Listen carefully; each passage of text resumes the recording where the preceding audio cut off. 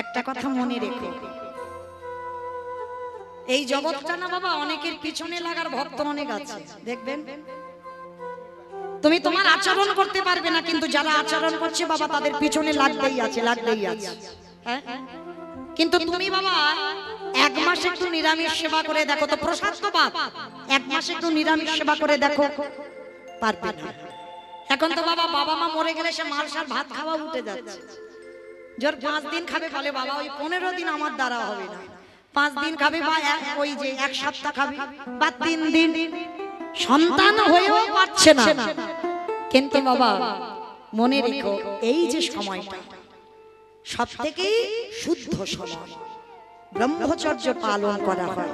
পিতা মাতা মরে গেলে আমরা না বলি না অসহজ হয়েছে, অসহজ হয়েছে, না, সবথেকে শুদ্ধ তুমি তখন, কারণ তুমি এই যে হোমসি আহার করছো, তুমি ব্রহ্মচর্য পালন করছো, তুমি মেঝেতে তুমি ক্ষৌর কার্য করছো না, তারে তোমার মতো পবিত্র সেই সময় আর কেউ থাকে না। যারা প্রকৃত জ্ঞানী হবে তারা কোনোদিন বলবে না ওইটা অসহজ, তোমাকে ছুঁলে আমি অপবিত্র হয়ে যাব, না, তোমাকে ছুঁলে আরো আমি পবিত্র হব। কেন? তখন তুমি ব্রহ্মচর্য পালন করো, আর তোমার মতো পবিত্র তখন আমিও পর্যন্ত নয়। নিতাই গৌর প্রেমানন্দে হরি বল। ঠিক আজকের বাবা ঠিক এই রকম রঘুনাথের দশা, ছোটবেলা থেকে রঘুনাথ ওই আশ্রমে বসে আর নয়ন জলে কাঁদে আর বলে আমি কি তারে পাবো না, আমি কি তারে দেখা পাবো না। কৃষ্ণ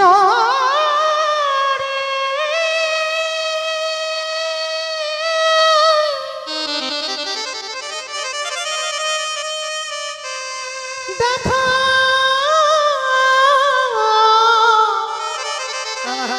দেখা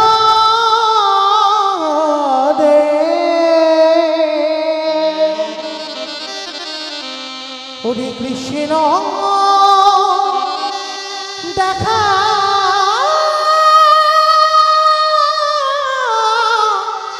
দেখা রে।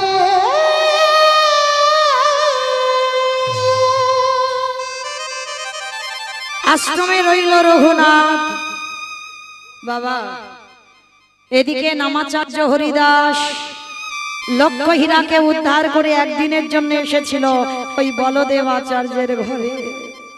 আর বলদেব আচার্যের ঘরে যেই না হরিদাস ঠাকুর এসেছে, সমস্ত ছেলেরা আসতে বাবা বাবা এখন প্রোগ্রামটা ছড়িও না, একটু নিবেদন বাবা, এখন এখন প্রোগ্রাম কেউ ছড়াবে না, যখন দল ওঠানামা করবে তখন দিও, কিন্তু কীর্তন চলাকালীন নয়। সবার চরণ ধরে বলবো, এমনিতে গরম হচ্ছে, প্রচুর গরম, একটু শান্ত হয়ে বসে। নিতাই গৌর প্রেমানন্দে হরি বল, হরি বল, হরি বল। হরিদাস ঠাকুর যেই না দাঁড়িয়েছে বাবা, সঙ্গে সঙ্গে আমার রঘুনাথ ছুটে এসে আমার ওই হরিদাস ঠাকুরকে দণ্ডবাদ মানে শুয়ে পড়ে প্রণাম।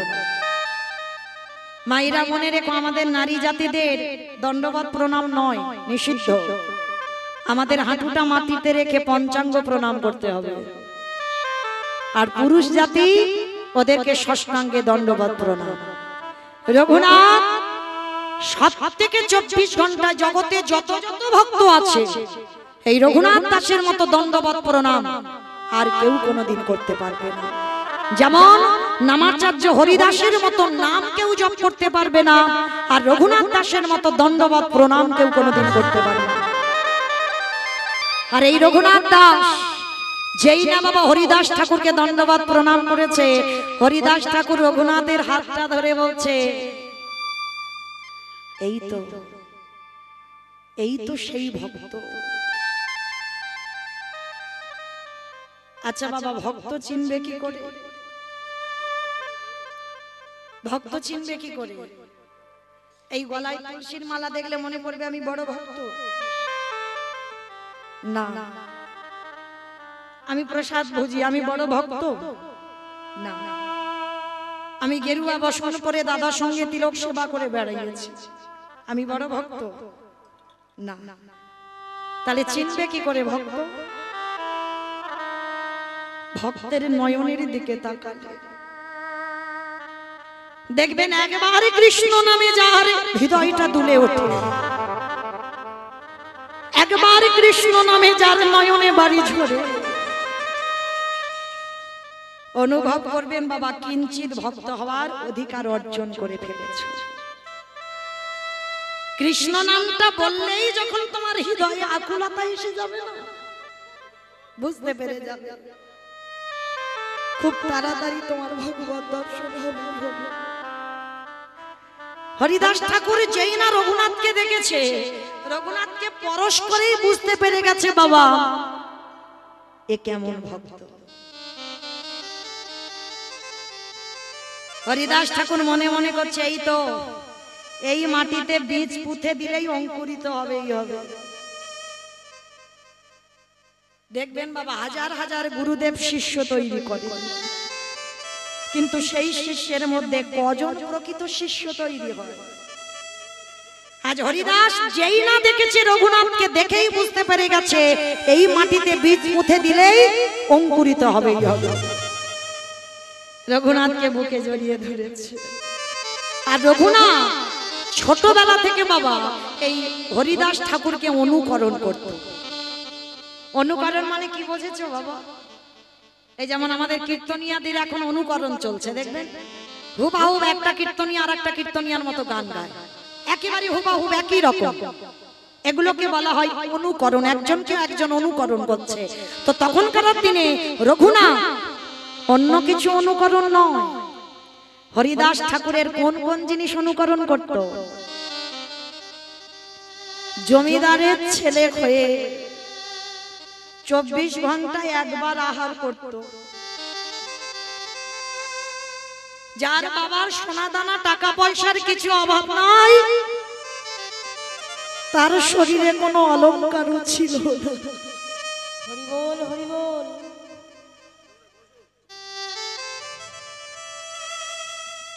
কারণ বাবা কলি তো বসবাস করে স্বর্ণতে। ভক্তি জগতে যদি আগাতে চাও, ওই সোনা দানার লালসা তোমায় ত্যাগ করতে হবে। অনেক গহনা পড়ে থাকলে অহংকারে জন্মে যাবে, তোমার ভজন পথে বাধা হয়ে দাঁড়াবে। রঘুনাথের জমিদারির ছেলে হয়েও পরনে একটা বহির্বাস আর একটা অন্তর্বাস, সেও বাবা জীর্ণ মলিন শত ছিদ্র। কৃষ্ণ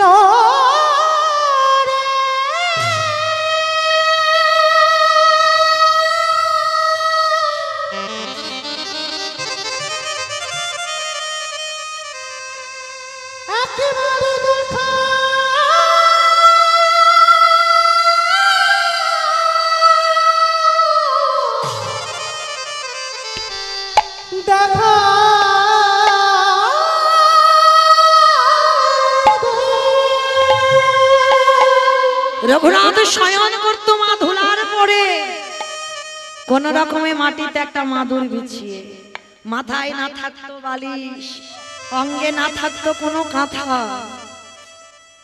তো হরিদাস ঠাকুর ওকে দেখে সব সময় বলতো, খোকা তুই একটু বড় হ, তুই একটু বড় হয়ে তুই আমায় অনুকরণ করিস। না ঠাকুর, আমি যদি এখন থেকে তোমার অনুকরণ না করি, আমি তোমার মতো হব কি করে? ওরে তুই তো বড় লোকের ছেলে, তুই তো জমিদারের ছেলে, তুই কেন এই অবস্থাতে থাকবি? আচ্ছা চরণ দুটো জড়িয়ে ধরতো, বলো না গো আমি কি তারে পাবো না, আমি কি তারে পাবো না? আমায় বলে না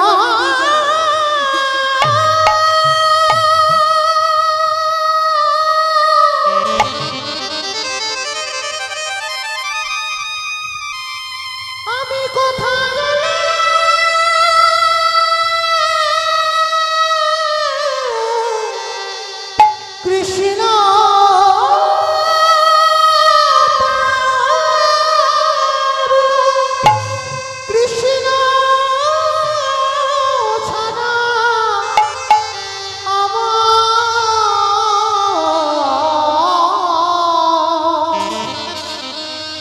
কৃষ্ণ ছাড়া আমি কিছু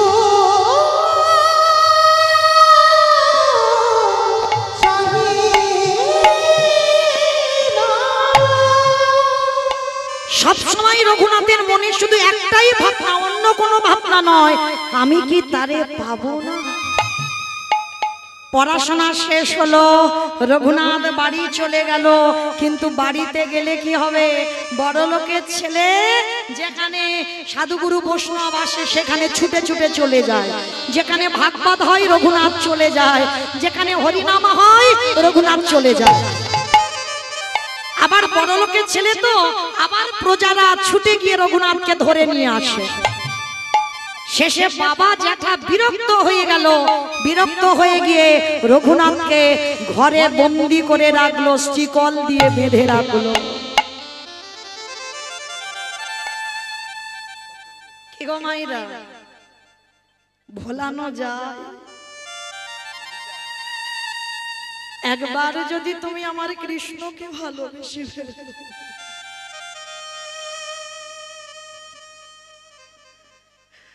হাজার চেষ্টা করলেও বাবা তুমি আর তাকে ভুলতে পারবে না।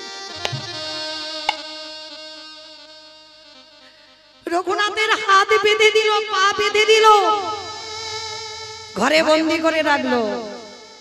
রঘুনাথ হেসে বলে উঠলেন, ঠিক করেছো বাবা, ঠিক করেছো তুমি। নিরজন জায়গা না হলে কি কৃষ্ণ ভজন হয় গো?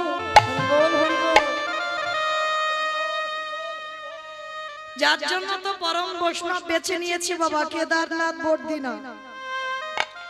একেবারে পাহাড়ের মাথায় লোকালয়েতে আমরা মালা করি, মালা হয়, নাম হচ্ছে, সংখ্যা বাড়ছে, কিন্তু বাবা ভিতরের নাম হচ্ছে না। ওটা বাইরের নাম, দেহ শুদ্ধ হচ্ছে, ভিতরের নাম করতে গেলে তোমার জানালা দরজা বন্ধ করে ভগবানের প্রতিচ্ছবিটাকে হৃদয়ে ধরতে হবে। আর ওই ছবিটাকে হৃদয়ে ধরে যদি একবার নয়ন জলে কেঁদে একবার মালা করতে পারো, তাইতে মা তোমার সারা জন্ম ধন্য হয়ে যাবে। তাই গৌর রঘুনাথ বলছে, ঠিক করেছো বাবা, আমি চাইছিলাম এই রকম নিরজন জায়গা, এই রকম নিরজন জায়গা আমার ইচ্ছা।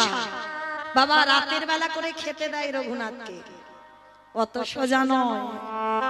এক সপ্তাহ রঘুনাথ কিছু খায়নি, এক সপ্তাহ। ভাবতে পারছো, অনেকে শিব চতুর্দশী দুদিন উপবাস হয়ে গেল, হয়ে যায়নি? আমাদের হয়েছে দুদিন হয়ে গেছে, কিছু খাওয়া দাওয়া হয়নি, ওই একটু ফল পাওয়া, একদিন তো নির্জলাই হয়ে গেল। তাহলে দুদিন উপবাস করে আমাদের যদি অত কষ্ট হয়, রঘুনাথ এক সপ্তাহ কিছু খাইনি গো। বাবা মা কৃষ্ণ ভোলাবার জন্য শিকল দিয়ে বেঁধে রেখেছে, বলে ভুলে যাও ওই নামটা, কিন্তু ওকে তুমি ভুলবে, আর কৃষ্ণ যদি তোমারে ধরে তুমি ভুলতে পারবে? এক সপ্তাহ যখন খাইনি, জ্যাঠামশাই ছুটে এসেছে, রঘুনাথ, রঘুনাথ, শুনলাম তুই নাকি এক সপ্তাহ কিছু খাসনি। জ্যাঠামশাই কাঁদছে, অনেক সাধনার ধন তো, কঙ্কাল সার দেহ হয়ে গেছে। দেখবেন বাবা, ভক্ত যদি হয়েছে না, তোমার এই দেহটা কঙ্কাল সার হয়ে গেছে।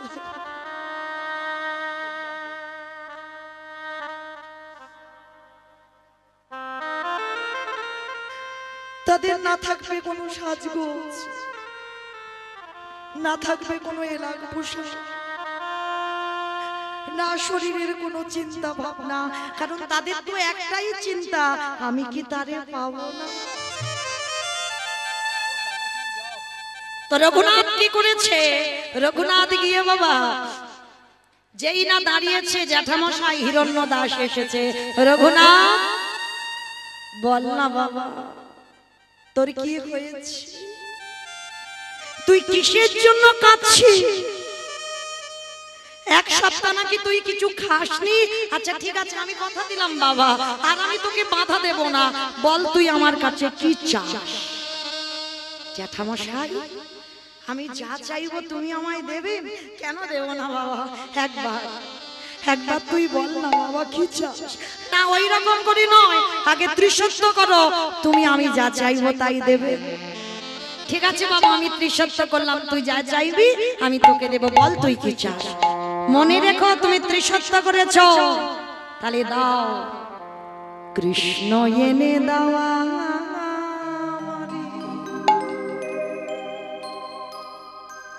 কৃষ্ণ এনে দাওয়া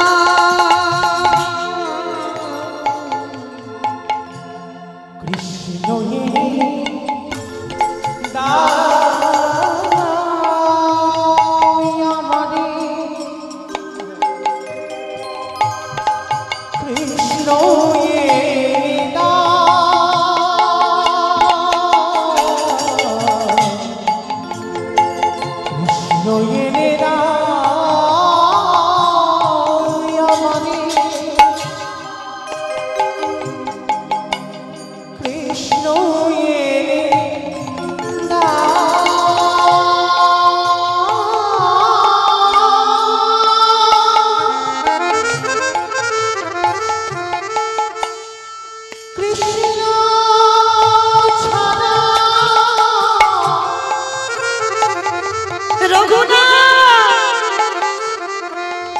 আমারে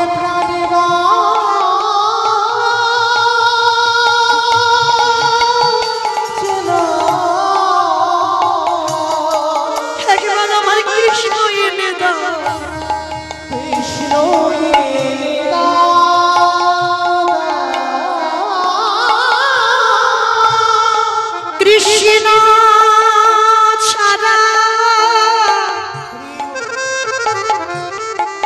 আমারে প্রাণে বাঁচে না।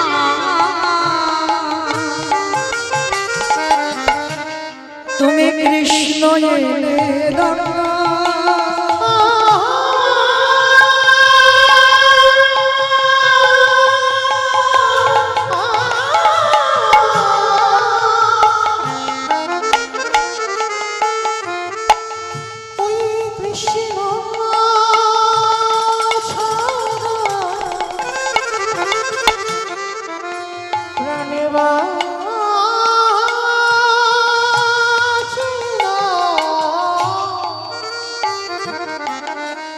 কৃষ্ণ এনে দাও